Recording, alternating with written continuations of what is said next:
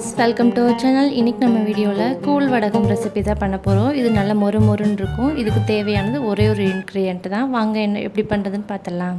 First இந்த recipe பண்ணுறதுக்கு 200 gram அலக்கால 2 cup அளவுக்கு இட்லி அரிசி சேர்த்துக்கிறேன். இந்த இட்லி அரிசியை 4லேருந்து 5 மணி நேரம் வரைக்கும் ஊற வைக்கணும். ஸோ இட்லி அரிசி சேர்த்துட்டு ஒரு 3 டைம் நல்லா வாஷ் பண்ணிடுங்க. வாஷ் பண்ணிவிட்டு அதுக்கப்புறமா ஊற வச்சுக்கலாம். ஒரு 4-5 மணி நேரம் ஊற வச்சதுக்கு அப்புறமேட்டுக்கு நம்ம அரைக்கும் பொழுது தான் நல்லா வத்தல் வெள்ளை வெள்ளைன்னு கிடைக்கும். மாவும் நல்லா சாஃப்டாக அரைக்கும். அதனால் 4-5 மணி நேரம் ஊற வச்சுக்கோங்க. இப்போ ஊறினதுக்கு அப்புறமா கூட நீங்கள் களைஞ்சிக்கலாம்.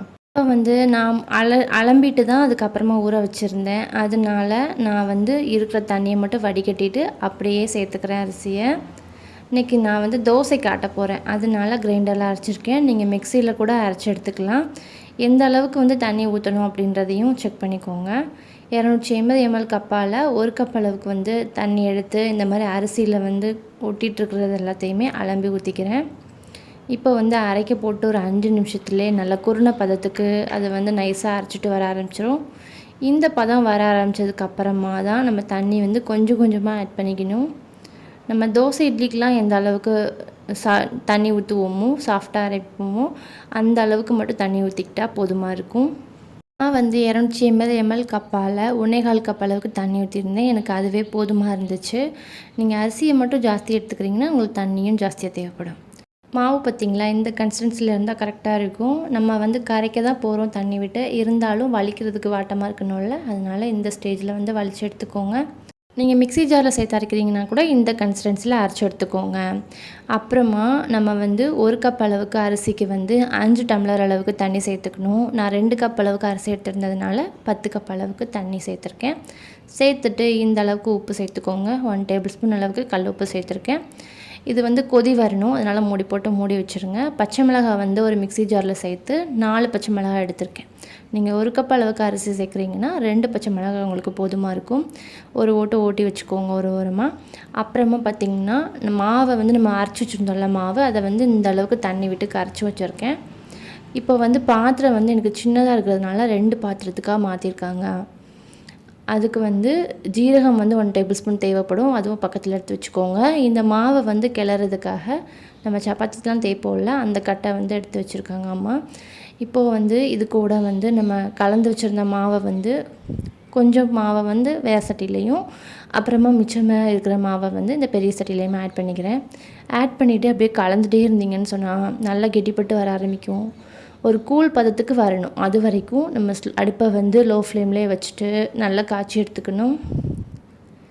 அப்பப்போ மட்டும் நீங்கள் கைவிட்டு கிளறினா போதும். அவ்வளோதான். இந்த மாதிரி திக்காக வர ஆரம்பித்ததுக்கப்புறமா நம்ம எடுத்து வச்சுருந்த ஜீரகம், பச்சை மிளகாய் எல்லாத்தையுமே சேர்த்துற வேண்டியதான். சேர்த்துட்டு நீங்கள் ஸ்டவ் ஆஃப் பண்ணிக்கோங்க.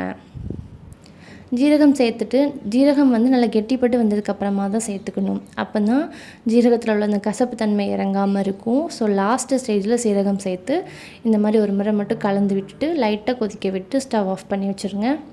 மாவு ஆறி வரும்போது நல்லா கெட்டிப்பட்டு வரும். இந்த மாதிரி கன்சிஸ்டன்சியில் இருக்கணும். இப்போ பார்க்கும்போதே தெரியுதில்ல உங்களுக்கு கரெக்டான கன்சிஸ்டன்சி. ஒருவேளை உங்களுக்கு தண்ணி கூட இருக்கிற மாதிரி இருந்துச்சுன்னா 1/4 கப் அளவுக்கு பச்சரிசி மாவை தண்ணியில் கரைச்சிட்டு இந்த கூழ் கூட ஆட் பண்ணி அப்படியே நீங்கள் ஒரு முறை கொதிக்க விட்டு இறக்கிட்டிங்கன்னா சூப்பராக ரெடி ஆயிரும். இந்த கன்சிஸ்டன்சியில் ரெடி ஆனதுக்கப்புறமா கொஞ்சம் சூடு ஆற விட்டுட்டு நீங்கள் துணியை ஒரு முறை நனைச்சி கொடியில் போட்டுருங்க கூழ் காய்ச்ச ஸ்டார்ட் பண்ண முன்னாடி. அப்படி இல்லைன்னு சொன்னால் துணிக்கு மேலே தண்ணி தொளிச்சிட்டு அப்புறமா நீங்கள் கூழ் ஊற்ற ஸ்டார்ட் பண்ணுங்கள். கூழை ஒரே இடத்துலமா நீங்கள் கும்பமாக ஊற்றிடாமல் இந்த மாதிரி லைட்டாக தேய்ச்சி விட்டிங்கன்னா சீக்கிரமாக காஞ்சி வந்துடும். டே 1ல் வெளியோரம் ஃபுல்லாக காஞ்சிருக்கும், மத்தியில் மட்டும் கொஞ்சம் காயாமல் இருக்கும். டே 1 ஈவினிங் வரைக்குமே காய விட்டுட்டு இந்த வடகத்தை அப்படியே துணியோடவே மடித்து நம்ம ஹோல்ட் பண்ணி வைப்போம்ல, அது போல் ஹோல்ட் பண்ணி வச்சுருங்க. மறுநாளும் எடுத்துகிட்டு போய் மாடியில் இன்னொரு நாள் 1 டே ஃபுல்லாக இது மாதிரி வெயிலில் விரித்து விட்டு காய வச்சுருங்க. காய வச்சுட்டு டே 2ல் நீங்கள் தண்ணி தொளித்து துணியை விட்டு எடுத்துகிட்டு இந்த மாதிரி ஒரு பிளேட்டுக்கு மாற்றி வச்சுருங்க. பிளேட்டுக்கு மாற்றிட்டு ஒரு 1/2 டே வரைக்கும் காஞ்சால் போதும். அந்த வத்தலில் உள்ள தண்ணி போகணும். அப்படின்னா தான் எண்ணெயில் பொரிக்கும் போது சலசலன்னு மேலே தெரிக்காமல் இருக்கும். ஒரு 1/2 டே வரைக்கும் நான் காய வச்சுருக்கேன். இந்த மாதிரி மொறுன்ட்டு நல்லா காஞ்சி வந்ததுக்கப்புறமா எண்ணெயில் பொரிச்சு எடுக்க வேண்டியதுதான். ஒரே ஒரு வத்தல் மட்டும் சாம்பிளுக்கு போட்டு பாருங்கள். நல்லா பொரியல்னால் கொஞ்சம் வெயிட் பண்ணிவிட்டு போடுங்க. ஆயில் வந்து நல்லா சூடாக இருந்துச்சுன்னா தான் கூழ் வடகம் வந்து நல்லா பொரிஞ்சு வரும். இப்போ எண்ணெய் சூடாக இருக்குது பார்த்திங்களா, நல்லா எந்த அளவுக்கு பொரிஞ்சு வருதுன்ட்டு. இது வந்து நல்ல கலர் சேஞ்ச் ஆனதுக்கப்புறமா வேறு ஒரு பிளேட்க்கு மாற்றிடுங்க. அவ்வளோதான், நல்ல சூப்பரான கூழ் வடகம் ரெடி ஆயிடுச்சு. நம்ம வந்து ஜீரகம் சேர்த்துருக்கிறதுனால லைட்டாக எல்லோஷ் கலரில் இருக்குது. மற்றபடி ரொம்ப டேஸ்ட் மொறு மொறுன்னு அட்டகாசமாக இருக்கும். பச்சை மிளகாவும் சேர்த்துருக்கிறதுனால ரொம்ப ருசியாக இருக்கும். கண்டிப்பாக ட்ரை பண்ணி பாருங்கள். வீட்டில் வந்து காயெல்லாம் செஞ்சுக்க முடியாத சமயம் இந்த கூழ் வடகம் அவ்வளோ யூஸ்ஃபுல்லாக இருக்கும். வீடியோ பிடிச்சதுன்னா லைக் பண்ணிட்டு சப்ஸ்கிரைப் பண்ணிடுங்க.